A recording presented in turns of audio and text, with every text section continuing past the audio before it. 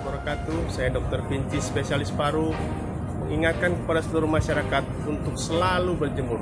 Sekarang sudah wajib, kita wajib berjemur untuk melawan virus corona.